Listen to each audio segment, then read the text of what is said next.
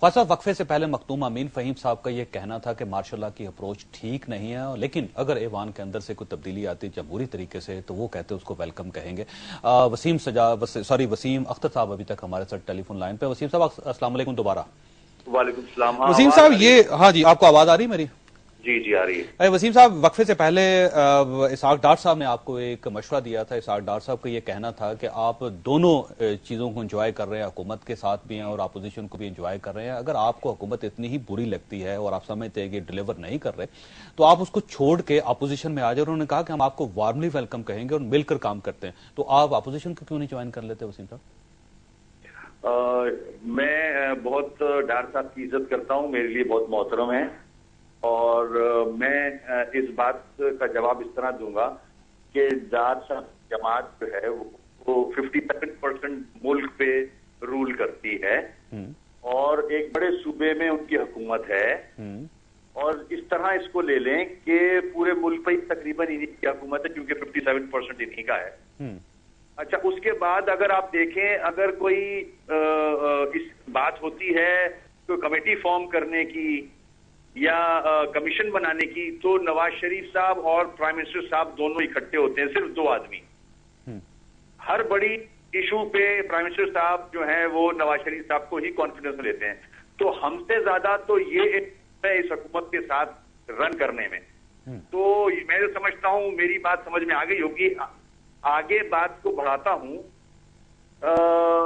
چودھری صاحب، میری بات کا جواب دینا ذرا سنسیئرلی۔ آپ نے اپنی جو تمید باندھی تھی بات میں، بڑی اچھی باتیں کی تھیں، انسانیت کی باتیں کی تھیں، حب الوطنی کی باتیں کی تھیں، جمہوریت کی بات کی تھی۔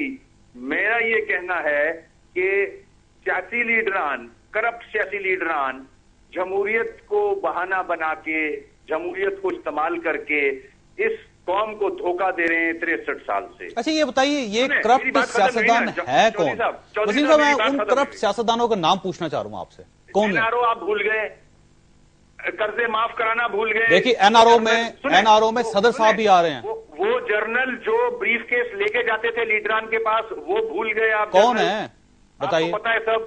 نہیں کون ہے بتائیں نا۔ میں آپ کو دوسری بات کرنے جا رہا ہوں نا۔ آپ پوری بات کریں نا وسیم صاحب، کھل کے بات کریں، اگر سچ بولنا پورا سچ بولیں۔ میں کھل کے بات کر رہا ہوں۔ دیکھیں، جمہوریت کے نام پہ یہ دھوکہ دے رہے ہیں لیڈران عوام کو۔ خدا را اب جمہوریت کے نام پہ لیڈران دھوکہ نہ دیں عوام کو۔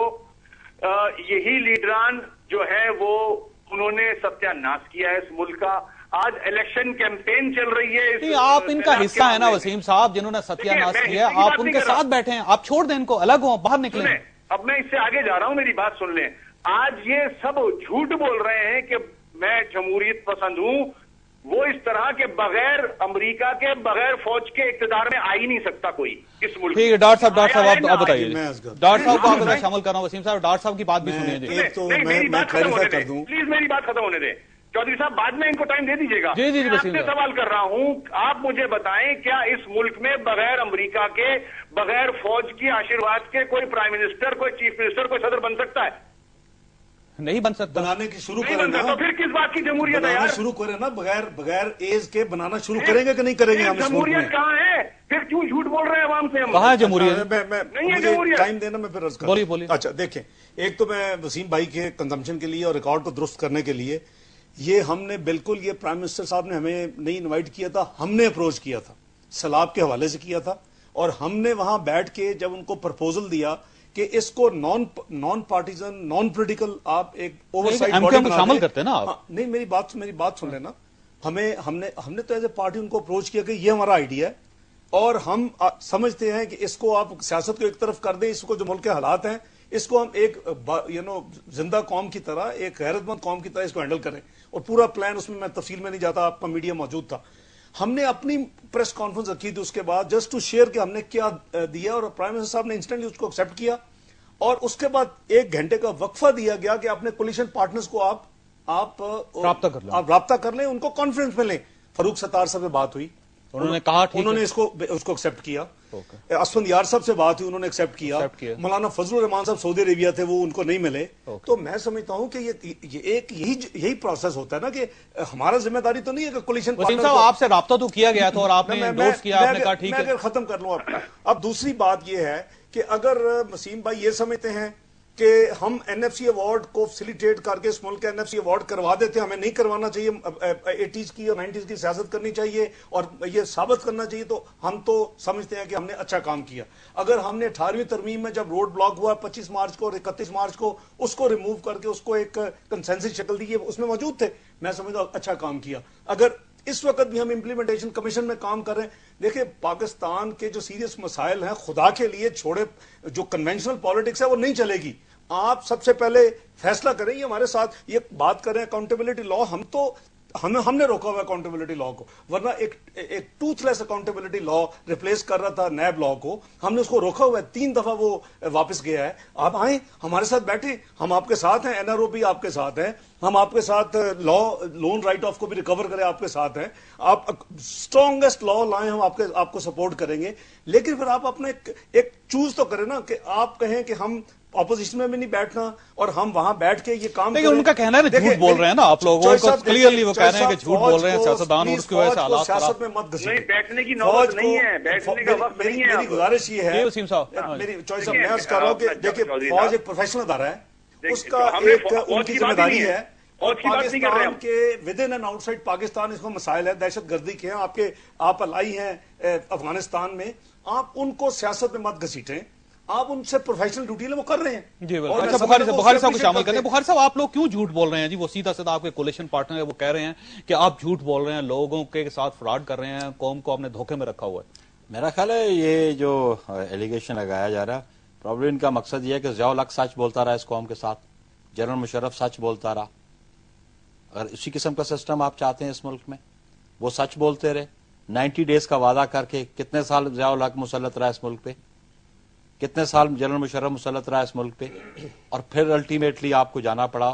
بات یہ ہے کہ اگر آپ اس ملک میں نے آغاز میں کہا کہ یہ سوسائٹی میں یہ لیجسلیشن, یہ قوانین, یہ ضابطے کیوں بنتے ہیں؟ ٹو ریگولیٹ سوسائٹی نا. تو بات یہ ہے کہ جب آپ نے سوسائٹی کو ریگولیٹ کرنا ہے اور پھر آپ نے ایک ضابطہ بنایا, ایک آئین بنایا, اور آپ کے عوام کے منتخب نمائندوں نے بنایا, اور اس کا پریمبل آپ دیکھ لیں کہ اتھارٹی کون ایکسرسائز کرے گا. اس میں بڑا واضح لکھا ہوا ہے کہ پبلک کے الیکٹڈ ریپرزینٹیٹو اتھارٹیز ایکسرسائز کریں گے. یہ اس کا پریمبل ہے. سوورنٹی کے بارے میں ہے کہ اللہ کی ذات کے پاس ہے سوورنٹی. گزارش یہ کہ جب آپ نے ایک ضابطہ مرتب کر لیا, اس ضابطے میں کئی نقص ہو سکتے ہیں, ان کو آپ امینڈمنٹس لا سکتے ہیں, لاز کو رپیل کر سکتے ہیں, لیکن یہ کوئی جواز نہیں. یہ تو ایسے ہی ہوا کہ جیسے ضیاء الحق نے کہا کہ یہ آئین کیا ہے, یہ کاغذ کا ایک ٹکڑا ہے. تو پھر اس طرح تو سسٹم نہیں چلتے دنیا میں. صاحب یہ آپ کیوں چاہ رہے ہیں کہ مارشل آ جائے؟ اور اس میں خرابی کوئی نہیں ہے. یہ جو لوگ ضابطے کو چلا رہے ہیں ان میں تبدیلی کی ضرورت ہے, لوگوں میں. ٹھیک ہے, اگر ان میں دیکھیں حکومت سے مطمئن ہے اکاؤنٹیبلٹی نہیں, میں تو کہہ رہا ہوں اکاؤنٹیبلٹی لا اسٹرانگ ہونا چاہیے, کوئی بھی ہو, کسی بھی اس کا. ڈاکٹر صاحب اگر پرفارمنس بہتر نہیں ہوگی تو فوج تو آ جائے گی, ملک نہیں بچانا. آپ نے سیالکوٹ کا واقعہ دکھایا, آپ بات کر رہے ہیں کہ جی یہ پیپر پہ اگر ہوگا تو یہی ہوگا جو آپ نے دیکھا کہ یہ ہم غلط راستے کی طرف جا رہے ہیں. اور اس کی وجہ کیا ہے کہ اس ملک میں پچھلی دہائی میں خصوصاً اس کو ڈیٹ ٹریپ کنٹری بنا دیا گیا بوزنیا کی طرح, اور اس میں آپ نے انفلیشن کا وہ برا حال کیا ہے کہ وہ اب وہ تبلے سنگیاں پکڑ کے اور بوتلیں ہاتھ میں پکڑ کے انجوائے کر رہا ہے, جو اس کا ملک کا بیڑا گر کر کے چلے گئے 2-4 لوگ. آج آپ یہ تمام وہی انہی چیزوں کا بھگت رہے ہیں جو آج پاکستان کی جو حالت ہے. اگر آپ نے اس ڈیٹ ٹریپ پہ کنٹرول نہیں کیا, اگر آپ نے اس مہنگائی میں نہیں اس کو قابو کیا, آپ نے عوام کی جو عام روزمرہ کی ضرورت ہے اس کو نہیں پورا کیا, 75% غربت جو اس ملک میں آبادی کی ہو گئی ہے ان کو نہیں نکالا, تو پھر یہی ہوگا کہ کسی نے قانون کی عزت. وسیم صاحب یہ آپ چاہتے کیا کیا جائے؟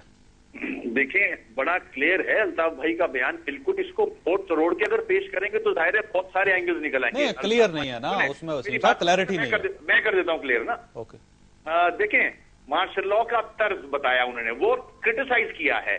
جب جرنل اپنے مقصد کے لیے, اپنے اقتدار کے لیے جمہوری حکومت کو ٹپل کر کے آ سکتے ہیں, تو ان سے کہا گیا ہے کہ آپ عوام کے لیے, جب عوام آج ڈوبی ہوئی ہے, عوام بھگت رہی ہے, سارا پیسہ لوٹ گیا ہے سیاستدان, بڑے بڑے محل بنا لیے ہیں, وہ سیاستدان جن کا سیاست میں آنے سے پہلے 1-2 گھر ہوتے تھے, چھوٹے سے آدمی ہوتے تھے, آج اربوں پتی ہیں. نہیں کون ہے لوگ بتائیے, کون سی بات تو ختم ہونے دے نا. تو ان کو روکنے کے لیے یہ وہی مائی باپ ہیں جو جن کی وجہ سے الیکشن جیت کے یہ پرائم منسٹر بنتے ہیں, یہ مختلف عہدوں پہ آتے, تو انہی سے کہا گیا ہے کہ ایسی طرز کا کوئی فارمولا لے آؤ تاکہ ان کو جو پیسے کھا کے بیٹھے ہوئے ہیں जिन्होंने लोन माफ कराए हैं, जो सैलाब में अपनी जेब से पैसे नहीं दे रहे।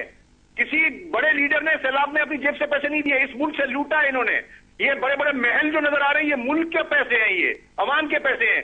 तो जाहिर है एक आदमी, एक लीडर तो यही कहेगा कि जो इनका माई बाप है उन्हीं को बोलो, जिनकी वजह से ये इक़्तिदार में आते, तो उनको ही बोला है कि भाई ऐसा फॉर्मूला बनाओ कि इनको पकड़ो, इनसे पैसे लो, और असल जो हकदार हैं, जो मुहिब वतन है, उनको लेके आए।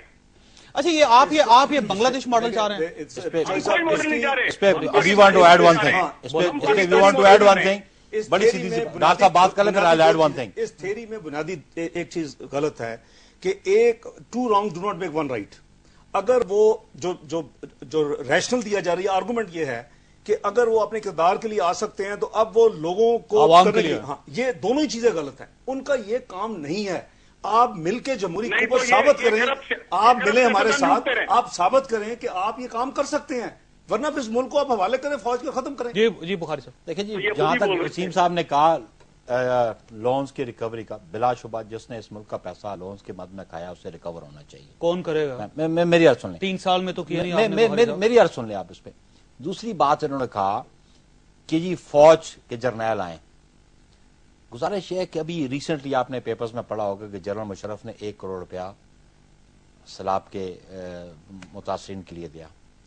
ये 1 करोड़ रुपया कहां से आया? कहां से आया? क्या मीन्स थे? कहां से आया बताइए।